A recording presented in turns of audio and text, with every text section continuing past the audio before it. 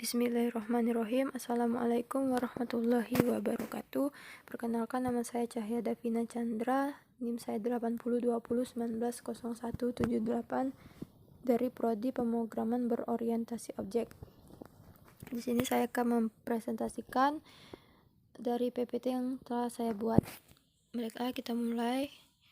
Pada slide pertama, apa yang dimaksud dengan istilah instansi pada pemrograman berorientasi objek? Yaitu suatu objek yang diciptakan dari suatu kelas disebut instansi dari kelas tersebut. Variabel yang dimiliki oleh objek disebut variabel instansi, sedangkan subrutinnya disebut dengan metode.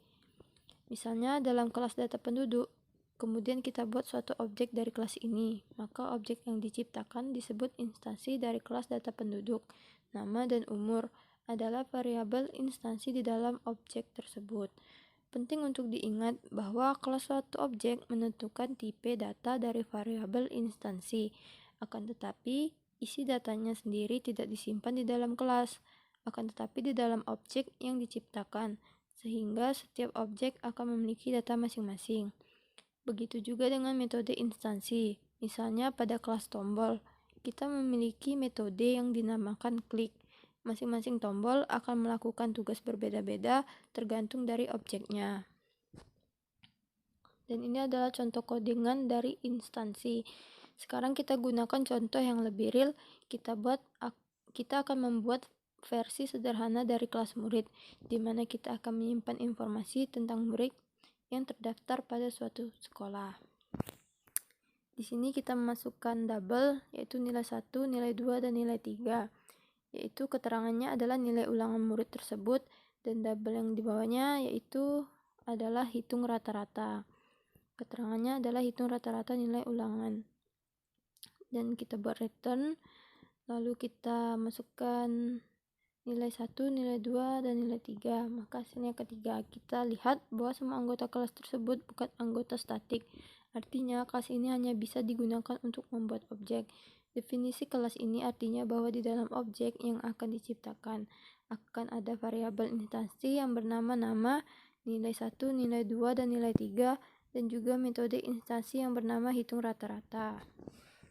Yang kedua, ciri-ciri kelas yang bersifat abstrak. Kelas abstrak adalah satu contoh konsep OOP dari sebuah kelas yang memiliki posisi tertinggi secara struktur di bahasa pemrograman Java yang berfungsi untuk diimplementasikan pada kelas turunannya. Jadi, kelas yang menggunakan tambahan keyword abstrak ini diciptakan untuk kelas dan metode, yang dimana kita tidak dapat menginstansi atau membuat objek baru dari kelas abstrak.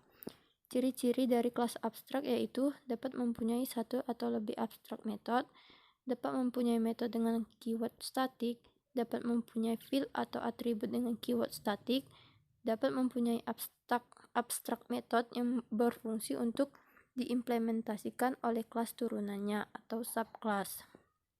Dan yang terakhir adalah kelas abstrak tidak dapat membuat instansi atau membuat objek. Ini adalah cara membuat abstrak kelas. Karena kita ingin membuat kelas komputer sebagai abstrak kelas, maka berikut adalah cara penulisannya di dalam PHP. Nah, untuk membuat abstrak kelas di dalam PHP, kita tinggal menambahkan keyword abstrak sebelum nama kelas. Sebuah abstrak kelas memiliki properti dan metode biasa layaknya sebuah kelas normal, namun juga bisa memiliki abstrak metode. Yang ketiga, metode yang bersifat abstrak. Metode abstrak metode atau metode abstrak adalah sebuah metode dasar yang harus diimplementasikan ulang di dalam kelas anak atau child class.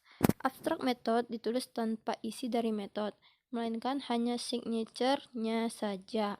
Signature dari sebuah metode adalah bagian metode yang terdiri dari nama metode dan parameternya jika ada. Konsep abstrak kelas dan abstrak metode akan lebih mudah dipahami dengan menggunakan contoh. Misalkan, kita ingin membuat kelas yang terdiri dari berbagai jenis komputer seperti kelas laptop, kelas PC, kelas netbook, dan lain-lain. Seluruh kelas ini tentunya memiliki sifat-sifat komputer seperti memiliki spesifikasi, memiliki prosesor, dan membutuhkan listrik. Dalam implementasinya, kita membuat seluruh kelas ini diturunkan dari kelas komputer.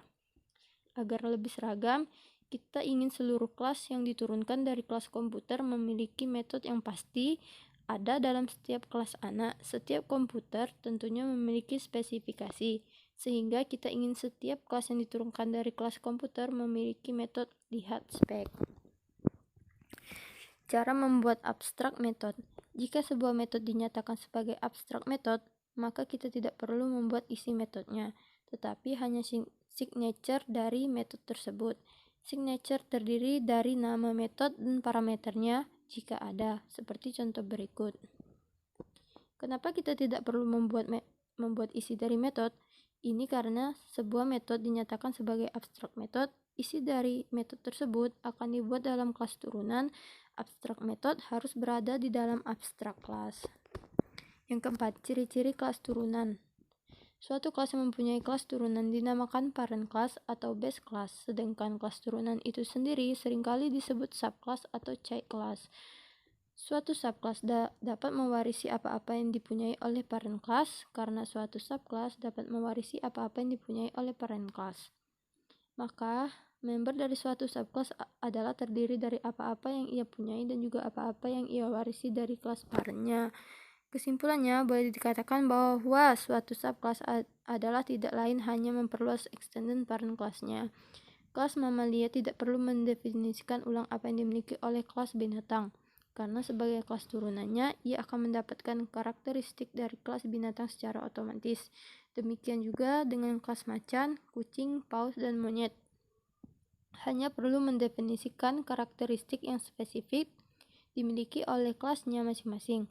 Dengan memanfaatkan konsep pewarisan ini dalam pemrograman, maka hanya perlu mendefinisikan karakteristik yang lebih umum akan didapatkan dari kelas dari mana ia diturunkan.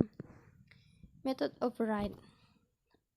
Method override adalah ketika suatu kelas child yang diturunkan dari kelas parent mempunyai beberapa metode dengan nama yang sama dengan yang dipunya si parent, tetapi dengan implementasi yang berbeda. Contoh paling sederhana adalah ketika kita mempunyai kelas interface, kemudian kita implement pada kelas kita, maka kelas kita wajib mengimplementasikan metode-metode yang sebelumnya telah kita definisikan pada kelas interface tersebut.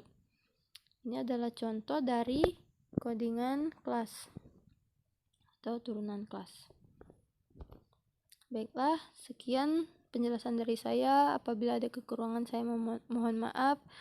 Wabillahi taufiq wal hidayah. Wassalamualaikum warahmatullahi wabarakatuh.